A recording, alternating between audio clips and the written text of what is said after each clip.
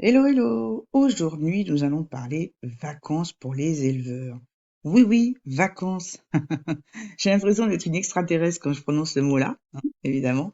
Mais ayant élevé moi-même pendant 30 ans, je dois dire que j'ai pensé vacances durant la dernière année et ça n'a été que quelques jours. Donc, je sais de quoi je parle et surtout, vous imaginez à quel point je peux vous comprendre.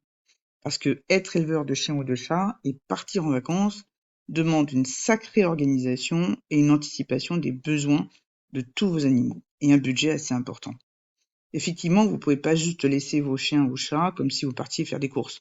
Un élevage, c'est pas seulement 2 ou 3 animaux qui ont quelques habitudes et qu'on pourrait laisser facilement en pension ou à un simple pet-sitter.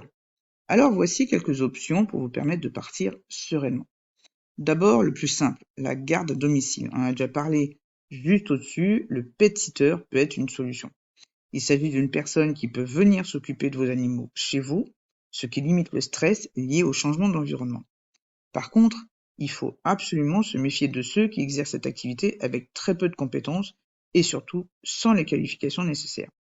Le pet-sitter, d'ailleurs, comme le gérant de pension, doivent posséder au minimum un siret d'entreprise, la CACED ou son équivalent, une assurance RC Pro et, si possible, l'autorisation de transport d'animaux vivants au cas où il devrait emmener un de vos chiens ou vos chats chez le vétérinaire ou pour les sortir en promenade en dehors de la propriété.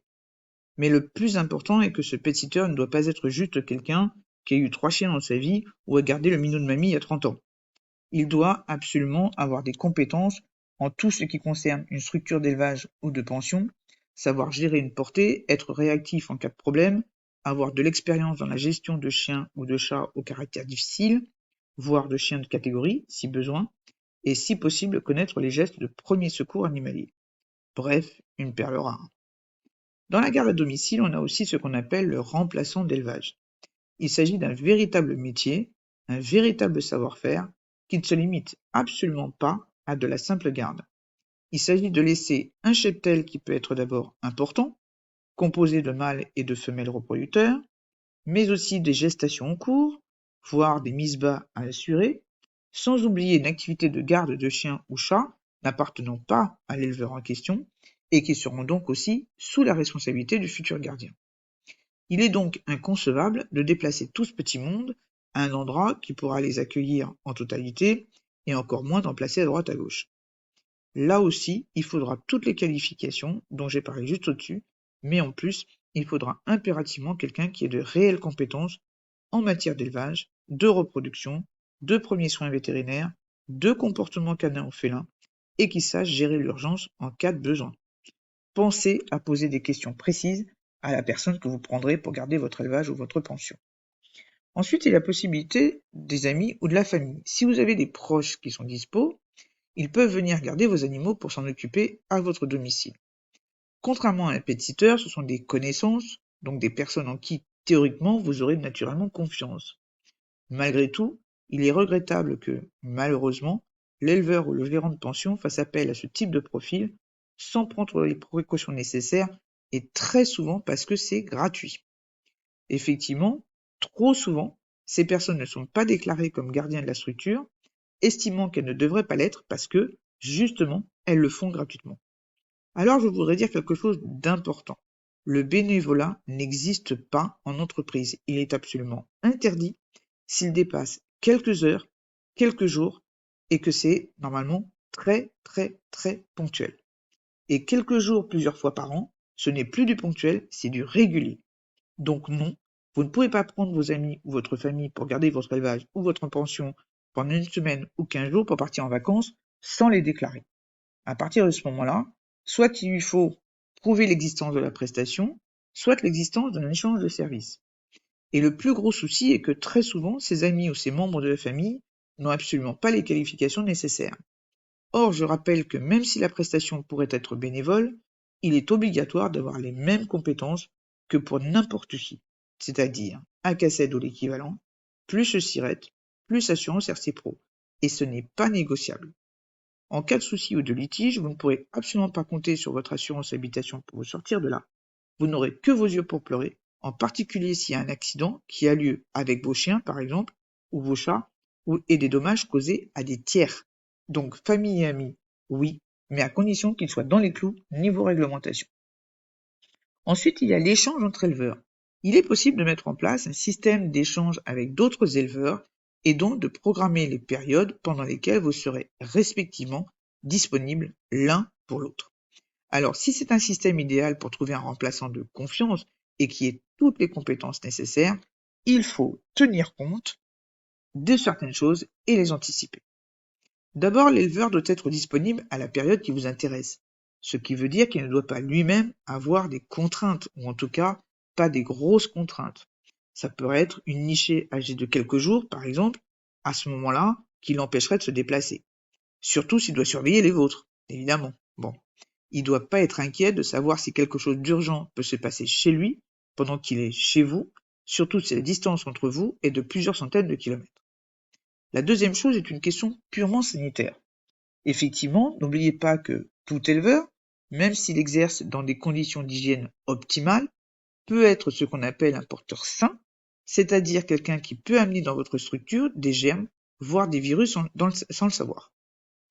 Enfin, chacun des deux éleveurs doit prévenir son courtier en assurance RC Pro par un mail ou n'importe quel écrit, stipulant non seulement qu'il va surveiller un autre élevage dans le cadre d'un échange, mais aussi qu'il aura durant cette période une ou plusieurs personnes venant s'occuper de sa propre structure afin que les garanties en cas de dommage d'un côté ou de l'autre puissent s'appliquer. Attention à ce que chacun ait aussi son ACACED, plus son SIRET, plus son assurance RC Pro. Par précaution, le TAV, donc l'autorisation de transport des animaux vivants, et être initié au premier secours. Ensuite, vous pouvez, et ça c'est quelque chose auquel on ne pense pas, mais vous pouvez également prendre un salarié qui sera disponible pour s'occuper de votre structure pendant votre absence. L'avantage est que, étant salarié, il aura un lien de subordination avec vous et il devra exécuter exactement le travail que vous lui aurez confié. Avoir un salarié dans un élevage canin ou félin présente de nombreux avantages, tant sur le plan pratique que pour le développement de l'activité. Les principaux bénéfices vont être le gain de temps et de flexibilité, puisque le salarié permet de déléguer certaines tâches, le nourrissage, le nettoyage, la surveillance constante, les soins, permet donc de libérer du temps pour d'autres aspects de votre activité, donc comme la gestion, justement, ou le développement d'autres activités par rapport au fait que vous ne voudriez faire autre chose que de l'élevage à côté. Ça permet aussi de gérer les imprévus ou les périodes de forte activité. De même, un salarié qualifié pourra vous apporter des compétences complémentaires, comme des connaissances en santé animale, en éducation, en génétique, en bien-être animal, en détection rapide des problèmes de santé ou de comportement, etc. Enfin, autre bénéfice qui pourrait être la sécurité et la continuité pendant votre absence, le salarié assure la continuité de l'activité, évitera les situations d'urgence et garantira le bon fonctionnement de votre élevage. Sachez que la MSA met à votre disposition un système qui se rapproche beaucoup des chèques emploi-service qu'on trouve dans les autres services, qui s'appelle le TESA, T-E-S-A. Maintenant, du fait que c'est dématérialisé, vous avez juste à vous inscrire sur la plateforme donc du TESA de la MSA en tant que futur employeur et dès que vous avez besoin de ce remplacement ponctuel, vous n'aurez plus qu'à l'inscrire aussi comme salarié et tout se fera automatiquement. La déclaration d'embauche, la déclaration de santé, la fiche de paye. En fonction du salaire horaire que vous aurez défini, le système calculera tout seul le montant des charges salariales et sociales et vous n'aurez plus qu'à payer au moment voulu. Bien sûr, il est important de bien choisir son salarié, de le former correctement ou alors d'exiger, on va dire, des compétences, voire un cursus particulier, pour que vous n'ayez pas de soucis à vous faire, surtout si vous le prenez un petit peu dans l'urgence, et surtout de mettre en place une organisation efficace pour optimiser les avantages de cette collaboration. Dernier conseil, fournissez à la personne qui garde vos animaux toutes les informations nécessaires sur votre organisation, mais aussi sur eux, sur vos animaux, du point de vue de leur caractère, des chaleurs des femelles, des gestations en cours, des maladies, des sensibilités, que ce soit des médicaments, nourriture, etc., des allergies, etc. Pensez à vérifier vos stocks d'alimentation et de médicaments avant de partir. Laissez les coordonnées de votre vétérinaire et prévenez-le en tout cas que vous vous absentez en laissant carte blanche à votre remplaçant d'y aller en cas de besoin. Bien sûr, laissez un peu d'argent disponible ou une carte de paiement avec un fonds prépayé permettant de parer aux dépenses urgentes. Et surtout, prenez le temps de choisir la personne qui viendra garder votre structure. Demandez à cette personne de venir plusieurs fois chez vous pendant que vous êtes là pour la tester, voir ses réactions vis-à-vis des animaux, voir comment les animaux réagissent face à cette personne, mais aussi pour leur laisser le temps à eux de commencer à la reconnaître, à s'habituer à elle, etc. Au départ, montrez à ce futur remplaçant ce qu'il y aura à faire.